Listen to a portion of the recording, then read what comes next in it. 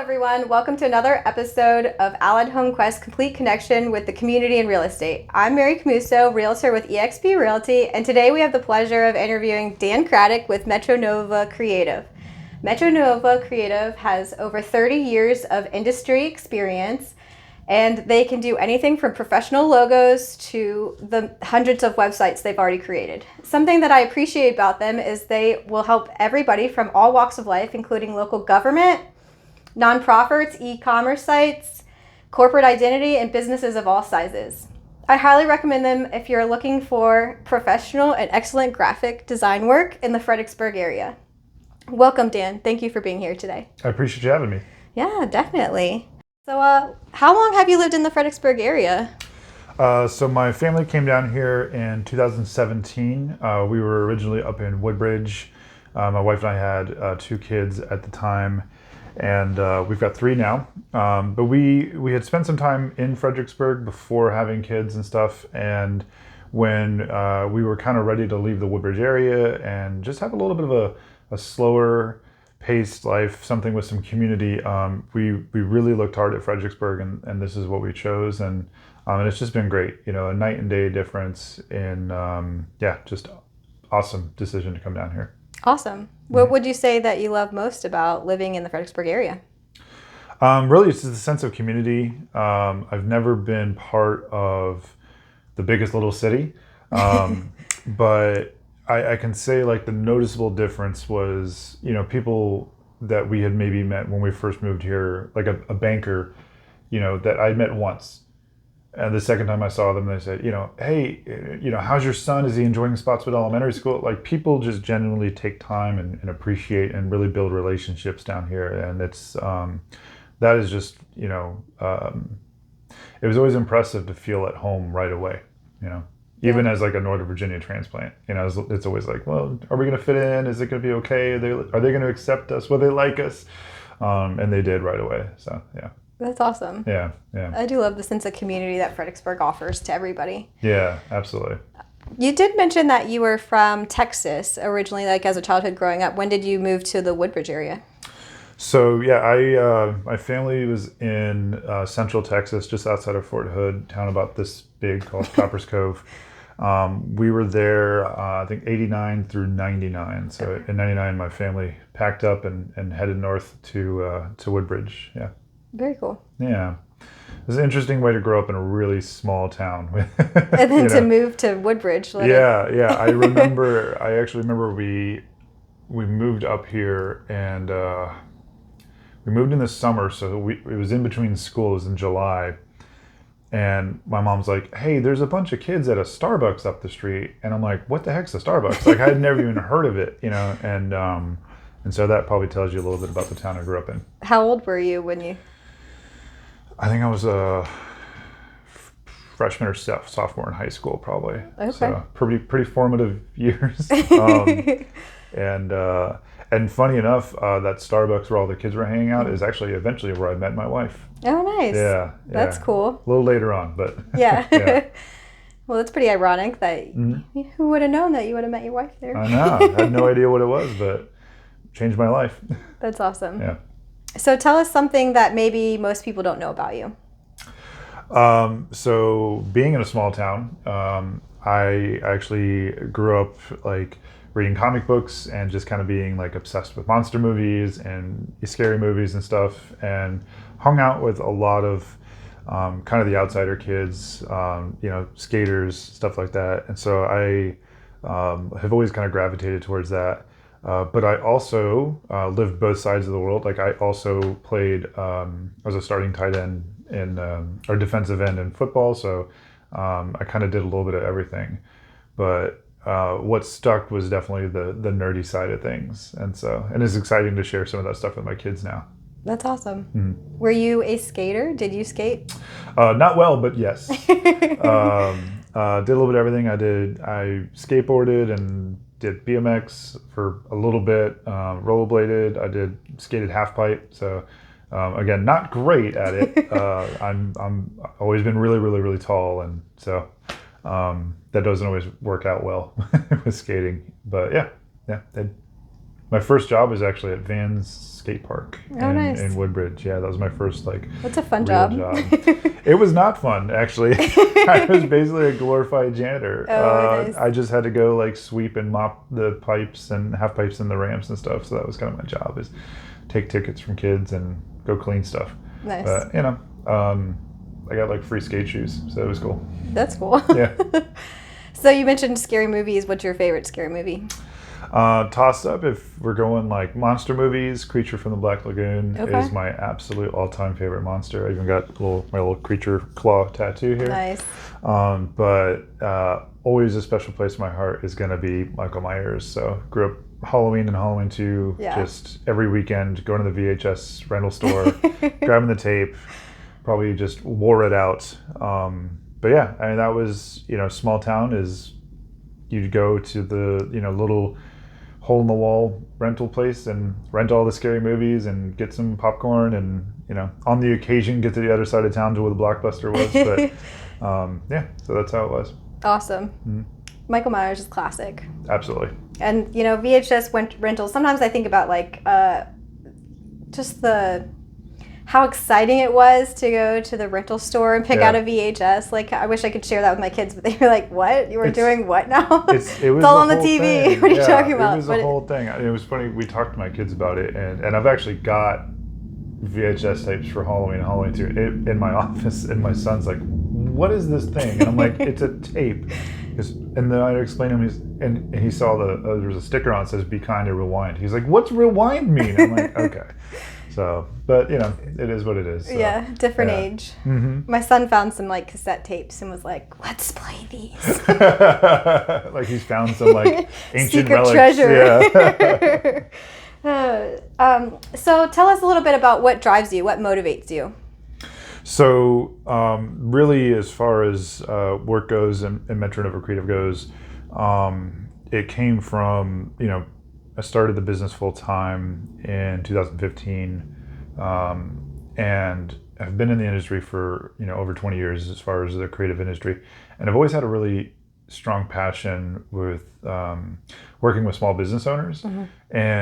and before Fiverr and all these kind of more easy access options for branding goes, it was incredibly hard for a small business owner to afford a custom professional logo and graphic materials and all these things. And so there was this huge gap in the market. And I was working in print and sign shops, and a lot of these small business owners, I'd say, do you have the vector file for your logo? And they'd look at me like I'm crazy. I don't know what that is. I said, well, do you have a professional logo design? And I'll go, no, we can't afford, some big fancy firm to do this. We just had clip art from Google and no one sued us yet, so it's okay, And realistically, our country's built on the backs of small business owners, and it's a shame that 50% of them fail. And I'm like, a 50% success rate is not great. And I think if we can provide this service to business owners and give them an opportunity to look professional, because when you look professional, people are more inclined to hire you. We're all raised to not judge a book by the cover, but we do, period. And so, my thinking is, if we can provide a service that's affordable and attainable and allow some of these businesses to succeed, what a massive difference that can make in everybody's lives, right? Not just that business owner, but their family, their community, all these things. So so that's really kind of that was the original motivation of the company, and the drive is just helping folks be successful and kind of do their thing.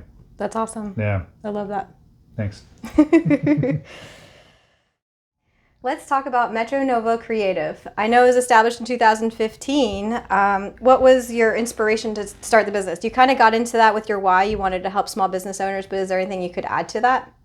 Yeah, realistically, I was working for kind of a crummy boss, and I had been working full time for this guy and working nights and weekends on freelancing for Metro clients and stuff. And my wife and I just had our second kid, and I just was like, I don't know if there's any direction in my career right now. There, wasn't really an opportunity to grow, to get more money, to afford the second kid that my wife and I were just having babies and had no money at the time, and it was just one of these realization moments where I just needed to walk away, and our daughter was a month old, I quit my job, and said, I got to take a chance on myself and see if this is going to go where I think it can go.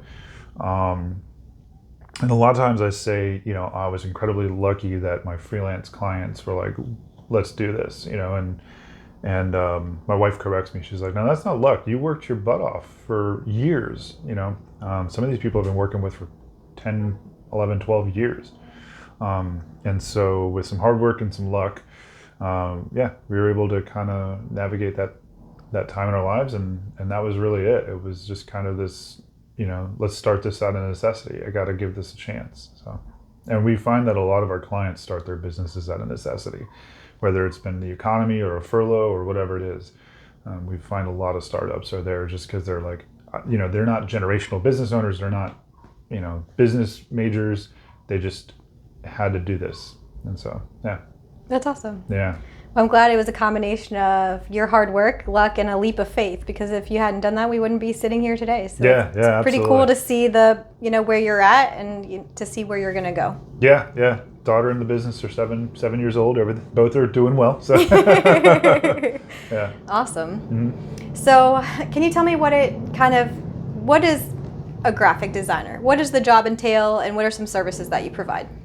Yeah, so we do a number of different things for clients. Kind of like the two core avenues of service that we have is we do like logo and identity design. So a lot of clients will come in, whether they be a small business owner or a realtor or somebody from the city, and we'll do a logo design for them, design all the deliverable pieces, so like business cards, brochures, postcards, so any of those like print marketing pieces.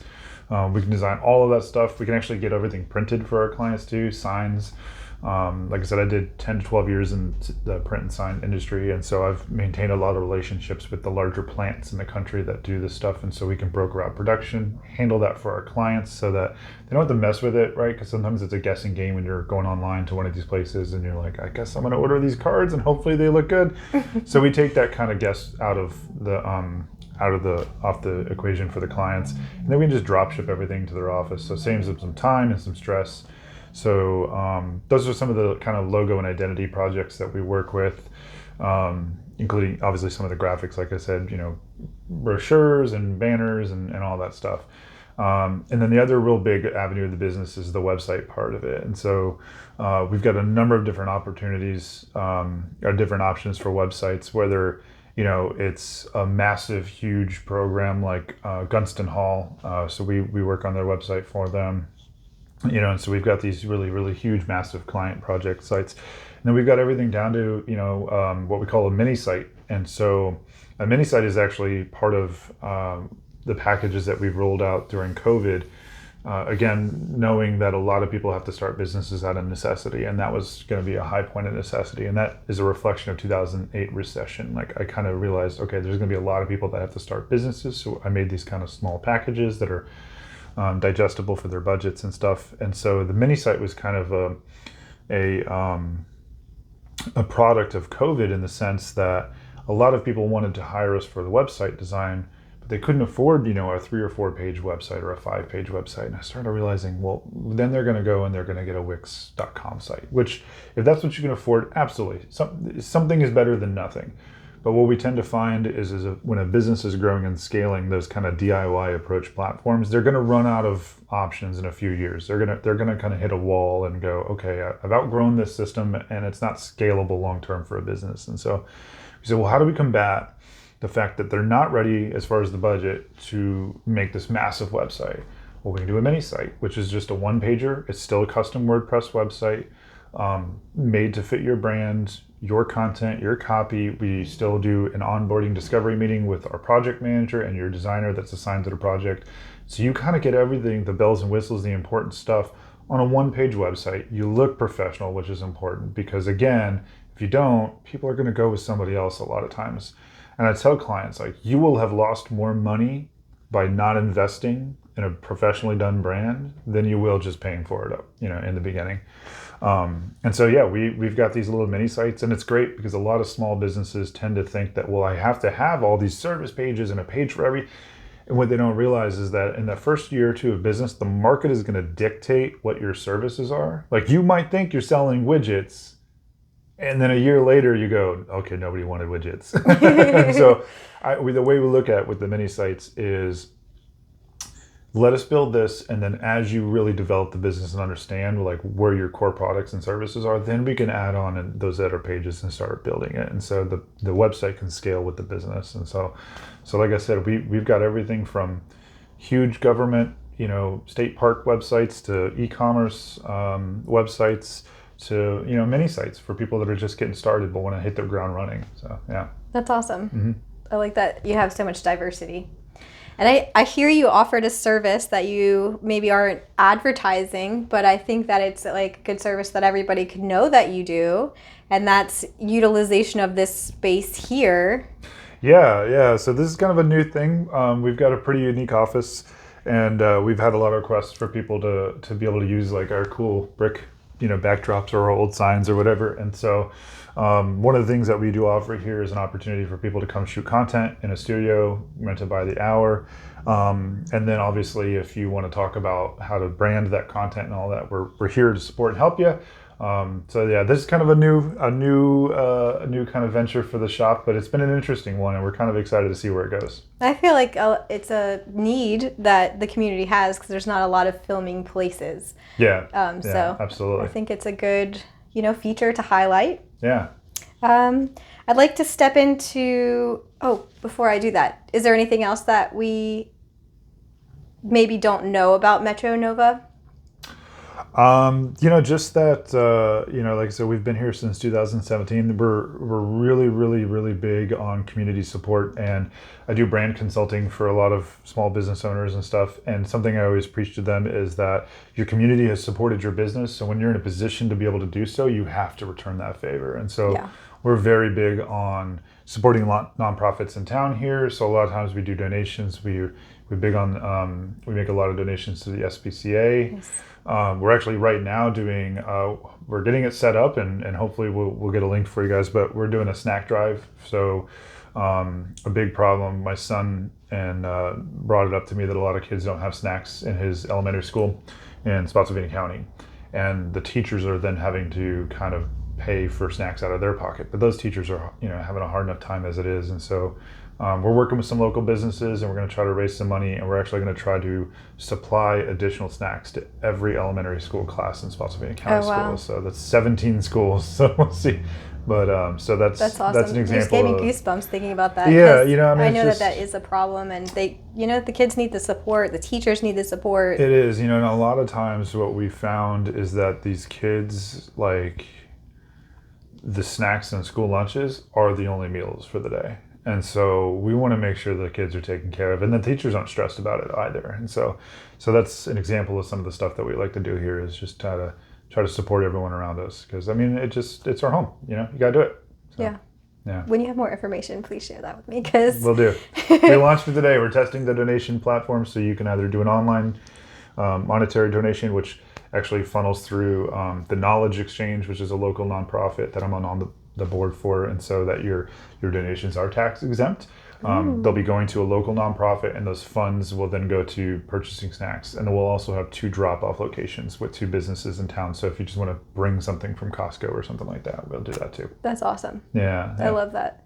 That's something I really appreciate about the city. The city pays for, well, actually it's like our tax money, but it pays for all kids to have lunch, so that way that nobody gets left out. And I just think that's so important, because like you said, some of these kids, it's the only meal that they're eating, and absolutely, we want to make sure we're supporting them. And it's like a no-brainer, right? That kids shouldn't have to pay for they shouldn't be having to think about something so trivial. Absolutely, and so in Spotsylvania County too, they get free, and it helps. We're a family of 3, and we're a family business, and sometimes those grocery bills get tight, and so the fact that our kids have free lunch is massive. It's monumentally helpful for us too. So yeah, absolutely. Awesome, I love it. So could you maybe share, stepping into something a little bit more personal? Sure. And personal with the business, what are some of the goals that you have for the next year, and maybe some challenges that you're seeing meeting those goals? Yeah, so realistically, we had some really great growth potential, and then COVID kind of took the wind out of the sails a little bit. We still had some small growth, but it kind of put us behind.